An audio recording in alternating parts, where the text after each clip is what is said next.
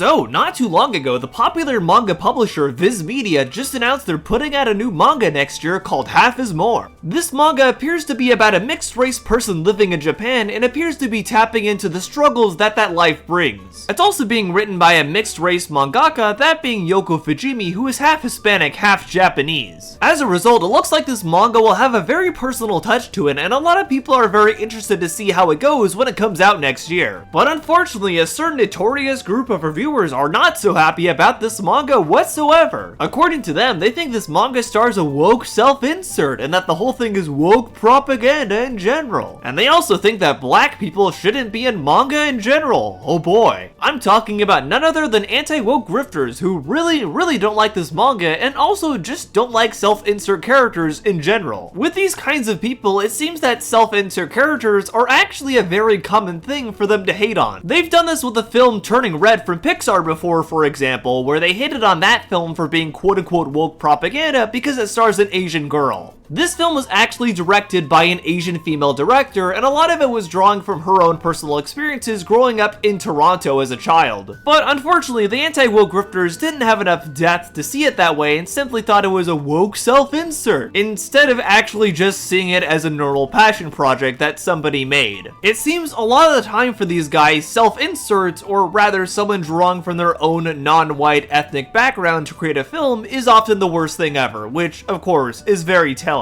So today, I want to look at some of the things these guys had to say about various self-insert characters, talk about why they're not real critiques of characters overall, and talk about what real character criticism should look like in general. And also, I want to go over why a self-insert character isn't really a bad thing for a story whatsoever, despite what these guys will try to tell you. To start, let's look at that earlier example that I brought up about the Half is More manga that's coming out next year. One particular anti-woke reviewer who got very mad at this manga was none other than Ranting for Vengeance, our favorite goof from Meet the Robinsons lookalike. Oh boy. Ranting for Vengeance is pretty much the typical teenage edgelord who is often very blatantly racist on any of his reviews. So you can probably already get a pretty good idea of what he thought of this manga. Let's see what he had to say here. So the biggest publishers of English manga, Viz Media, have announced that they're bringing out a brand new title. It's gone viral on Twitter because it's about a mixed race person living in Japan facing microaggressions and racism. Yeah, you already know that this is going to be ultra retarded. Okay, not even 20 seconds into the video, Ranting for Vengeance already shows that he doesn't really understand Japanese culture. As stated before, this manga is said to be about racial prejudice towards a mixed race person living in Japan. And Ranting for Vengeance seems to think that this is woke propaganda, but the thing is, that actually is the reality of a mixed race person living in Japan. Japan, unfortunately, as a country, has had a documented history of being very racist towards foreigners that aren't tourists. This isn't quote-unquote woke propaganda, this is actually just a very realistic portrayal of how a mixed race person would likely be treated in Japan if they weren't a tourist. For those unaware, Japan has had a very uncomfortable history a lot of the times with outsiders, specifically those that reside in the country, not necessarily tourists. For an example, my old Spanish teacher was half Hispanic, half Japanese. Her father was Japanese, her mom was Hispanic. She actually was born in Japan but moved to Mexico when she was very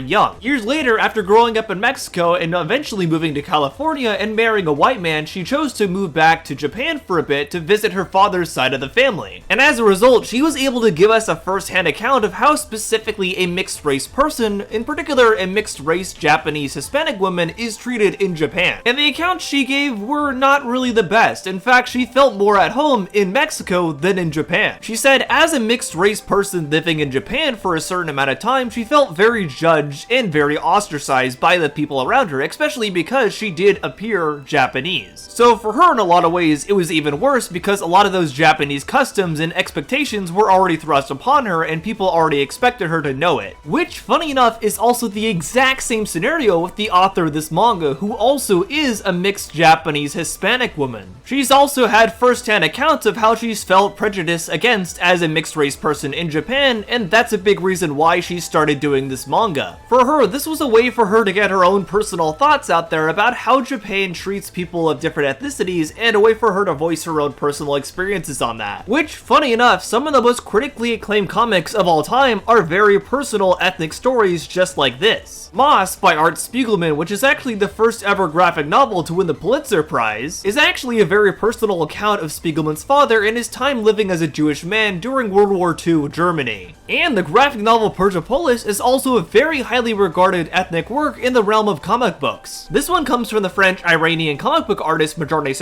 and is largely pulling from her childhood growing up in Iran and Austria, specifically during the Islamic Revolution. Much like Moss, this was also a very highly regarded graphic novel and ended up even getting adapted to film and also won several awards and is often considered one of the greatest books of the 21st century even. So whether Ranting would like to admit it or not, a lot of the best stories are often pulling from the artist's own ethnic background, which of course is exactly what Half is More is doing here. Perhaps if Irish Kylo Ren actually read comics, he might understand this. All you have to do is the smallest bit of research to realize that, yeah, there is woke manga and anime, just like everything that has ever existed. There's gonna be manga and anime about wokeness and being gay. It's not some big gotcha when you come down into my comment section like a retard and say that you do know that there's some gay manga out there. Yeah, that's like me saying I love movies like Rambo and Predator and Cobra and Die Hard, and then you come in and say that, well, you also know there's gay movies, right? Like Brokeback Mountain. It's like,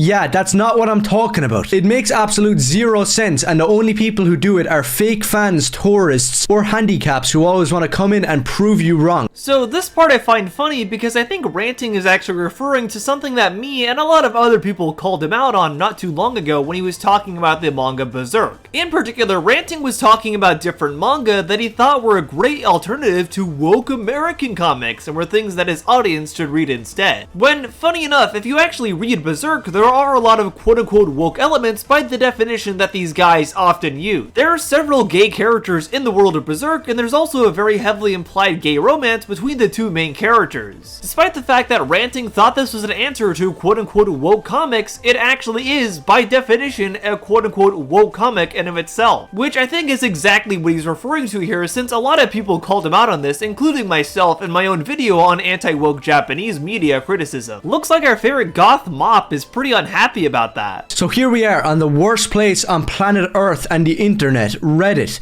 on r/mixrace. Now this is being put up in celebratory fashion, the fact that look at this manga that's about being mixed race, and the top post just reveals it all. The person making this manga is a woman who is half Spanish and half Japanese. Now I don't know about you, but I take my manga from people who actually come from Japan and aren't just some mixed race with a vendetta. So I find this part very funny because if Ranting actually did his research, he would realize that Yoko Fujimi actually was born in Japan. As stated before, she's a mixed-race Hispanic Japanese woman and her father is Spanish and her mother is Japanese. She was born to them in Kitakushu, which is one of the main cities of the Fukuoka prefecture, which is down south of the main island of Japan. I actually did visit this prefecture last year when I went to Japan for the very first time. Clearly Ranting for Vengeance has never been, and also never bothered to do research on this woman's history whatsoever. And there has been a lot of great women in manga who've made some of the most iconic works like Full Metal Alchemist and Sailor Moon. But it kind of adds to the spastication of this manga and the people celebrating it when the person making it is one big self-insert. Maybe go away and write a book about your life and not really a manga because it looks pretty sucky and the art is pretty shit. Oh really? So are Moss and Persepolis also selling out for being quote-unquote self-inserts and talking about their own ethnic life stories? Actually, if I'm being real, Ranting for Vengeance probably hates those two since, as stated before, he's a pretty blatant racist. This kid doesn't even try to hide it, and it's kind of a wonder he hasn't been banned off YouTube overall for A, being underage, and B, saying all the stuff he does. But I also find him so funny because he claims to be an expert on comics, or at the very least acts like it, when it's very clear oftentimes he's never actually read that many comics at all. When he actually talks about them, it's very clear he doesn't really know what what he's talking about, like I talked about in my Spider-Man video where he didn't even really understand anything about the Punisher. And now he's showing the exact same kind of incompetence and lack of knowledge here, just with a manga instead of an American comic. I guess gender-bent Marceline the Vampire Queen should actually do some research here. Now for those who don't know, but a lot of you probably do,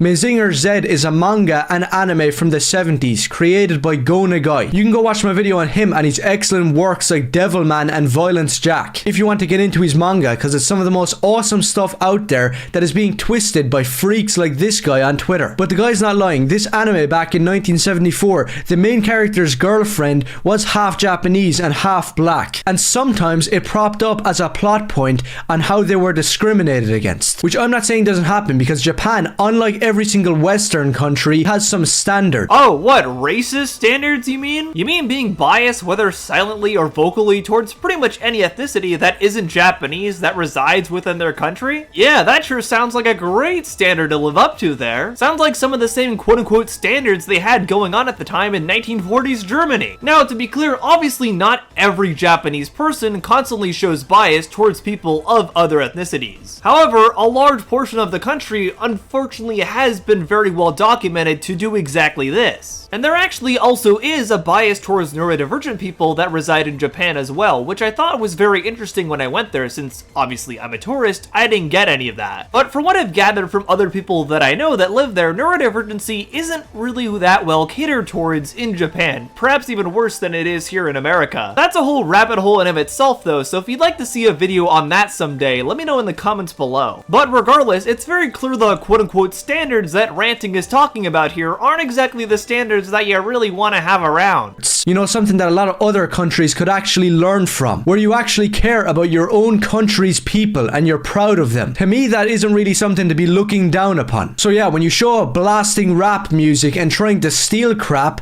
Japanese people might have a problem with it. Wow, he never is subtle about it at all, is he? This kid is so blatantly racist that it almost ends up being comical with how unsubtle he is. The grift is absolutely real from our long-lost Addams Family member here. And this guy here puts it perfectly, saying that that character wasn't the biggest thing in the manga. And just like what I was saying a second ago, yes, there can be stuff about gay people and black people and some liberal ideas in tons of old anime and manga, but that's all it is. It's usually in the background and not in your face. Like Mazinger Z, for example, is about a badass robot who kicks ass, and the person controlling the robot has to decide whether or not to become a god or a devil. Kind of like Spider-Man, with great power comes great responsibility. It's not about racism and microaggressions. Oh really? You sure about that? Then how about those gay characters I mentioned before in Berserk? And funny enough, plenty of other old manga and anime also have this as well. Sailor Moon has the lesbian couple Sailor Uranus and also Sailor Neptune. Cardcaptor Sakura has the gay couple Toya and Yukito. Revolutionary Girl Utena has a very nuanced lesbian relationship between Utena and Anthe. And even all the way back in the 1970s, Sunroom Light was the first ever manga to feature a male-to-male romance. And funny enough, even the manga that Ranting brings up here, Mazinger Z,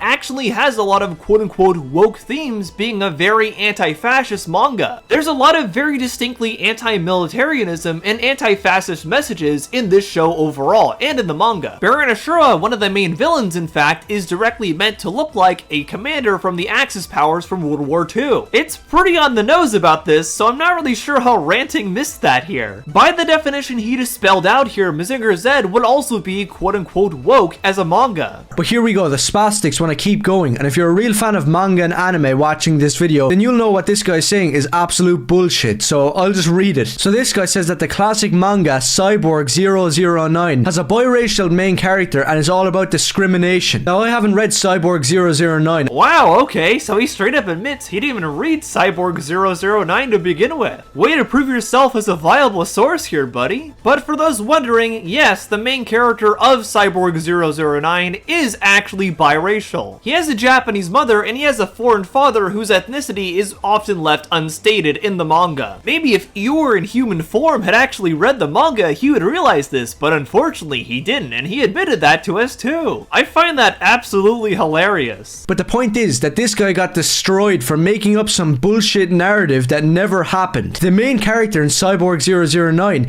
is half American and half Japanese. And the team of cyborgs in that badass manga are diverse. Some of them are Italian, French, British, African. One of them is even a woman. This is just something that's super simple. It used to be in classic movies, TV shows, books and comics, and people wouldn't make it retarded. It's not some gotcha to turn around and go, hey, you know the original crew of Star Trek had black women on it. Every single person knows that and nobody has a problem with it. They only have a problem with it when it's your main point that you're trying to make, that you're shoving it in people's faces. So let me get this straight. It's okay for something like Star Trek to have a white male as the lead, but also have a black woman on the cast, and like something like Atlantis the Lost Empire to have a white male as the lead and also have a very diverse cast backing him up, but it's not okay for a diverse person or even a person of mixed race to make a story about their personal life as a mixed race person. Which again, is funny he tries to claim this because Cyborg 009, the manga he brought up earlier, literally has a biracial character. Ranting for Vengeance just doesn't know what he's talking about whatsoever, and it's kind of hilarious. In general, whether he wants to admit it or not, this manga having a quote-unquote self-insert isn't really a bad thing at all. It allows for a much more personal story to be told, and also a story tapping into some very real issues that Japan is known to have, which, funny enough, is exactly the route that Moss and Persepolis took and became huge successes because of it. Also, the graphic novel American-Born Chinese does the exact same thing and is also considered one of the greatest graphic novels of the 21st century. Funny how that works, huh? But, believe it or not, Ranting for Vengeance isn't the only person who's gotten mad at a self-insert character before and tried to call it quote-unquote woke propaganda. Our favorite Daily Wire member, Matt Walsh, has also done this exact same thing. I've talked about Matt previously in my anti-woke animation criticism video where he was trying to claim that Disney villains were doing things right because he hates Disney and he thinks it's woke propaganda. This man is so bent on trying to claim Disney is woke propaganda, he tried to side with Gaston from Beauty and the Beast and said he was a better partner for Belle than Beast. You know media literacy has gone out the window when you're trying to claim that. It's not right for a woman to read.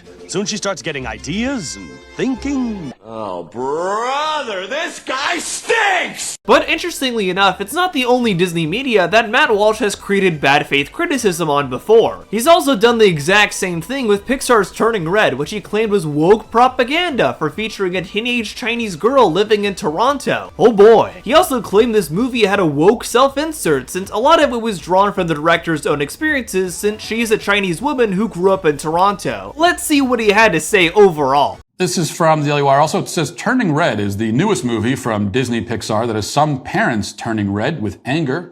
They say the children in the movie are overtly disobedient and rude. Plus, there are sexual themes, including the main character twerking as a panda in front of her mother while taunting her, plus multiple instances of the girl rebelling against her overbearing Chinese-Canadian mother to the point of being disrespectful. That it's just this obnoxious kid, disobedient to her parents. It doesn't actually have a message. Okay, so right off the bat, Matt very clearly doesn't understand that Turning Red actually does have a message to it, and it's very clear in the film. Turning Red isn't about encouraging kids to disobey their parents, it's talking about how overbearing parents can contribute to that kind of behavior from their kids. That's why at the end, there's reconciliation and the parent and the child coming to terms with each other. And as a heads up, I wasn't even that into Turning Red, although clearly I wasn't really the target audience, but I can still recognize what it was going for here. Matt just clearly cannot do that whatsoever when trying to read this film. He just thinks it has no message when it has a very clear black and white message that is pretty obvious if you actually watch the movie. So this is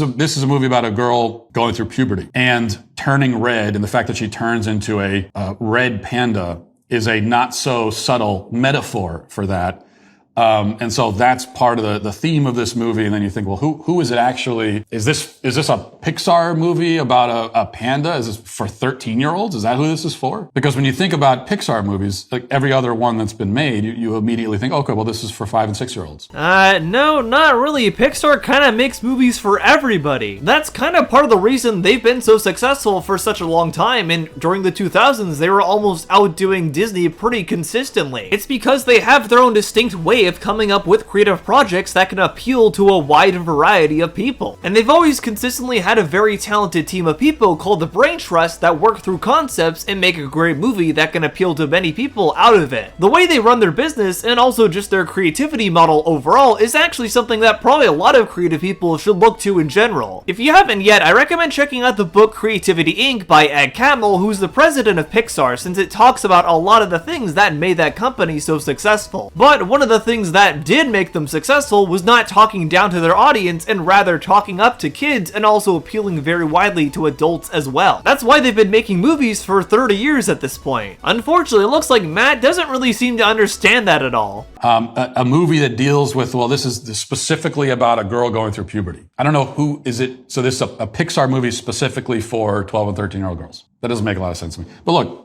I haven't seen the movie. Wow, okay, so you just straight up admitted then you didn't actually watch this movie. Then why in the world are you trying to review a movie that you didn't even watch? The grift is absolutely insane here. The real reason Matt is very obviously talking about this movie is just because he wants to sell his own anti-woke ideology to his audience as always. He doesn't actually care about properly criticizing this movie because, like he said, he didn't even watch it. He just wants to talk about it as an excuse to repeat all the same anti-woke talking points that he always talks about. That's how all these guys have always operated, like I've talked about many times before. They don't really care about reviewing movies, and oftentimes they don't really have a passion for film either. They just want to push their own agenda to an unassuming audience. I don't plan on seeing it. I've heard enough just from this. Wow, okay, so you read one article from the very news outlet that you work for, by the way, and then decided just from that you didn't want to watch the movie or didn't need to. Really making it all the more obvious you don't actually want to criticize Turning Red whatsoever. That my kids aren't going to watch it. What I do care about and what I do read, especially before I put anything on for my kids, if I'm not familiar with the content myself, is you go to some of these sites and you look at what are parents saying about it? What are the parental reviews? And I find those to be most of the time pretty reliable. And this is all I need to hear. If you've got a large number of parents saying, this is not good for kids, it's got the wrong messages, on top of that, it's just kind of loud and obnoxious and stupid. That's enough for me to not show it to my kids. So let's see here. You don't want your kids to watch anything you think is loud, dumb, or obnoxious. Gee, I sure hope they don't find any of your videos then. Like, come on, the projection is completely unreal here. Honestly, Matt sounds like the worst kind of parent ever. By restricting his kids so much on what they can watch, it's more than likely when they actually get out from under his wing, they might just go crazy and start watching whatever and possibly mess with their mental quite a bit. Which, funny enough, is often very much the documented case in situations like this. I remember for myself in high school, there were a number of sheltered kids who, once they graduated and weren't under their parents' wing anymore, pretty much just went off the deep end. And some of those kids ended up being arrested even. So moral of the story here, don't be the kind of parent that Matt Walsh is if you ever have kids. Let your kids watch Pixar movies if they really want to, it's not gonna harm them. I kinda can't believe we're saying this right now, but knowing Matt Walsh, I guess we have to. What kind of things are we dealing with in this movie? I'm not going to put a movie about puberty on for my 6-year-old. Okay, so I'm thinking about that. I'm worried about that. Taking all the messages aside, even if the messages are fine and relatively innocuous, is it just a stupid, loud, obnoxious, dumb thing? And it sounds like this movie is that. And there's a lot of kids movies that are like that. A lot of kids shows that are just dumb, loud, bright noises. Or, bright colors, loud noises, and all. That's all it is, and it's just obnoxious and stupid. Oh yeah, because clearly Pixar films are totally unintelligent and aren't made by some of the smartest people in the animation industry and arguably the film industry overall. Are you kidding me? This is something that Pixar has always been praised for. Matt is painfully aloof here. Like I said before, Pixar has been widely praised for being able to make animated films that can appeal to kids while not talking down to them and talking up to them with smart writing, and as a result, also appealing to adults. I know I keep saying this, but it's so ridiculous that Matt just doesn't seem to get this at all. I'm honestly not even convinced that Matt has actually ever seen a Pixar movie. But then again, this is the guy that made a really dumb review of Sonic 3, which was mostly just him complaining he had to go take his kids to see that movie. Which, of course, earned him the mockery of pretty much the entire Sonic fandom, and rightfully so. Or most harrowing of all, he may be compelled by his paternal obligations to go to a movie theater and watch Sonic the Hedgehog 3. Now, a man in that situation would, of course, much prefer to be engulfed in flames or hit by a speeding train, but that would be the coward's way out. Move this man! Oh, and speaking of which, shameless plug here, I'll be at Sonic Expo in Dallas from November 7th through 9th. I'll be hosting a panel talking about the connection between neurodivergency and Sonic, so if you're interested in that and you're in the Dallas area, feel free to come on by. But anyway, let's get back to whatever Matt was saying here. Oh boy. Yeah, there might not, the moral messaging might be fine, it might be, as I said, innocuous, but it's making your kid dumber. Your kid becomes stupider in ingesting all this stuff all the time, this constant media diet of dumb content. And it detracts from their attention spans. It makes them so they can't pay attention to things. It makes them so they constantly need stimulation coming from a million different directions and all of that. Dumb, loud, bright noises, or, bright colors, loud noises. Oh, really? So any movie with bright colors is automatically something that's gonna slash a kid's attention span? Gee, I guess by that logic, Disney's Fantasia must be the most ADHD movie ever. Even though, honestly, I think you'd actually have a hard time finding a kid that could stay awake for that movie since it's a very interpretive art house Disney film. And everything in it is set to classical music. Oh, but don't worry guys, because Fantasia's a film with bright colors and flashing lights, that means it's gonna give my kid an ADHD attention span and make them dumber.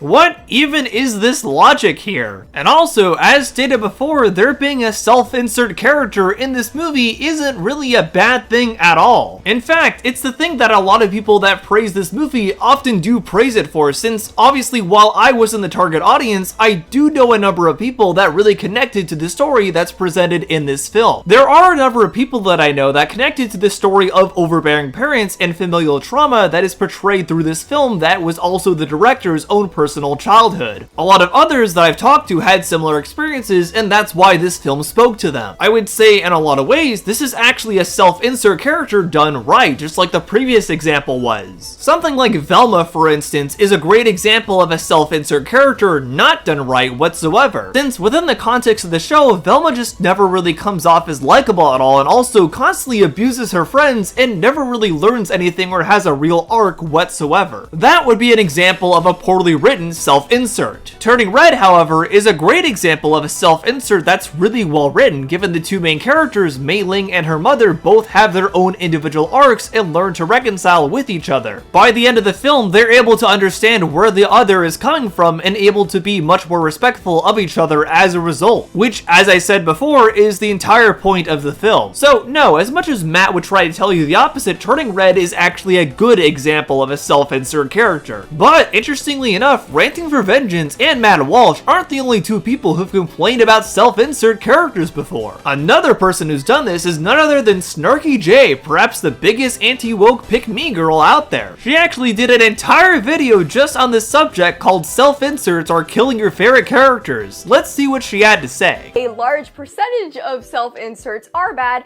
because they're done lazily, egotistically, and way too often at the expense of the greater story being told. And I mean, audiences aren't stupid, right? 90% of the time where we're listening to a self-insert on behalf of a writer, we pretty much are savvy enough to realize, yeah, this is definitely a self-insert and not necessarily a character that should be here. Like I said, not every self-insert is bad, but most self-inserts, at least in the modern era, are done for a number of different reasons. I have a message I need to say, I have an agenda I need to drive, I need people to know more about me. And when you think about the reasons why we make content, to educate, to entertain, or to inform, I have something I need to get off my chest does not necessarily fit in with any of those, and therefore doesn't justify a good piece of content. Okay, already this doesn't really make much sense because, believe it or not, there actually are a lot of self-insert characters in media that are received pretty well. Funny enough, the character Abed from the show Community, who is often the most liked character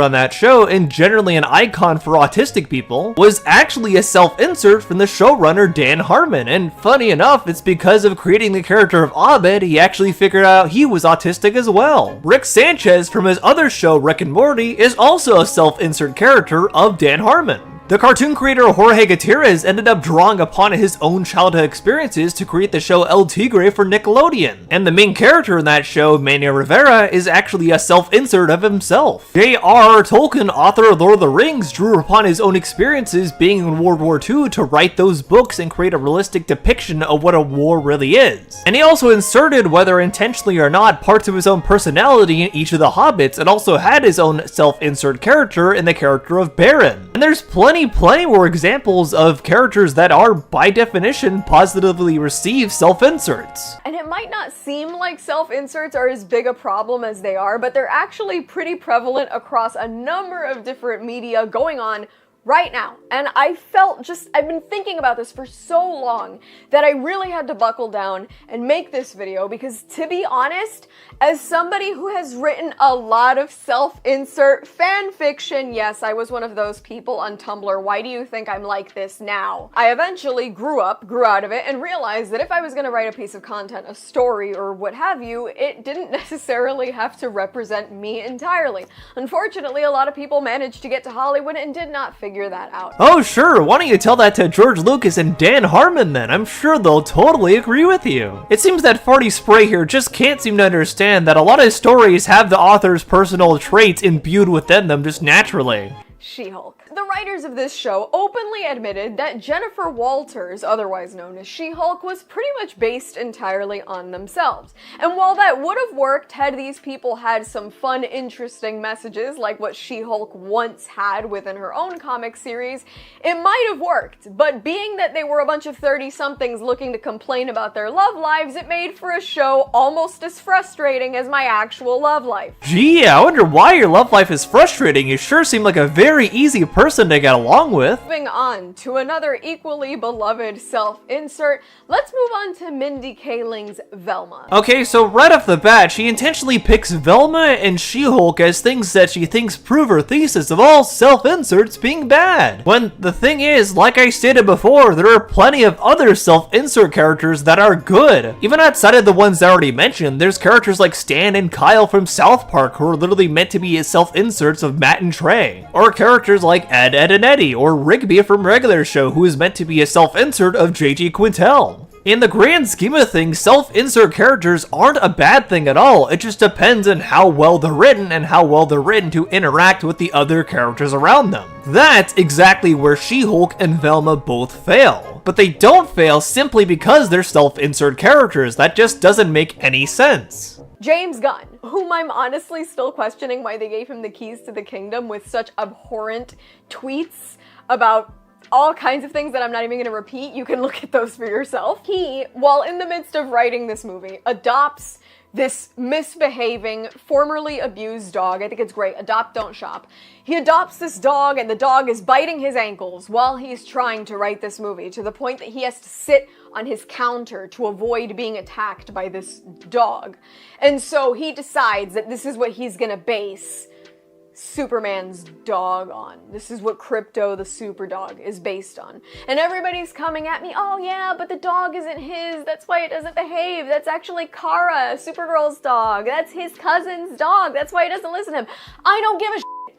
You cannot explain choices made by a director or writer with lore that they made up. Like, none of this is real. I find it really interesting that she gets mad at James Gunn for supposedly using Krypto as a self-insert for his own dog, when technically Superman himself has actually always been a self-insert character. Superman was created by two people who were the children of Jewish immigrants who were trying to flee oppression. This is exactly why Superman at its very core is a story about immigration and always has been. Superman is literally an illegal immigrant that has come to Earth and is doing his best to do good for the people around him. This is literally a self-insert and meant to mirror the author's own experiences. But of course, Snarky just can't really understand that at all. In her view, all self-insert characters must simply be bad, even when some of the most beloved characters of all time actually are self-insert characters. It's absolutely mind-boggling. Overall, whether any of these guys would like to admit it or not, self-insert characters really aren't a bad thing at all. There absolutely can be poorly executed self-insert characters just like any other writing trope out there, but by merit, it doesn't mean every self-insert character is automatically bad. However, obviously with all the characters these guys mentioned, they're all people of color, so the bias becomes very obvious there. They want to sell you on this idea that all self-insert characters that are drawing from an ethnic background by their creator are automatically woke propaganda and pushing an agenda, when A, all art is political, and B, no, that's really not what's happening here at all. Ultimately, these guys are the agenda pushers because they're trying to push their own agenda onto their audience and also unassuming people who might believe what they say. Thankfully though, because of what I do and other people like myself, their influence has been diminishing quite a bit lately. It seems that me doing these hunting grizzly bears videos is actually paying off, since a lot of people that used to watch these people have come to me and explained that they finally saw through the grift. And that's great, and that's exactly what I want overall, since really I want people to be able to properly critique media and look at it more adequately overall. So thanks everybody for watching these videos and enjoying them. I'm more than happy to keep hunting grizzly bears. But what do you think? Am I wrong? Are these guys completely right about woke self-inserts? And also, have you seen or read any of the media that was discussed today? Let me know down in the comments below. Regardless, I hope you enjoyed today's video or learned something new from it. Especially as someone who's been to Japan before, I was very glad to give my own expertise on their culture at the very start of this video. If you like this video, be sure to give it a like and also consider subscribing as well. If you like this video, you'll probably like the other videos I have planned as well, since I do lots of videos about film, animation, video games, and other media in general. You can also check me out on my socials. I'm on Twitter, Blue Sky, Instagram, all the things. All the links are down in the description. You can also check out the written film reviews that I've done before on my letterbox, which is linked down below as well. Special thanks to all my YouTube members and patrons who make what I do here possible. I appreciate y'all pitching in with the extra monetary effort to keep me doing what I do here. It definitely means a lot. I appreciate you for coming to the end of this video. Hope you enjoyed it or learned something new from it. But for now, I've been Otterly Noah, and I'll see you on the other side. Bye!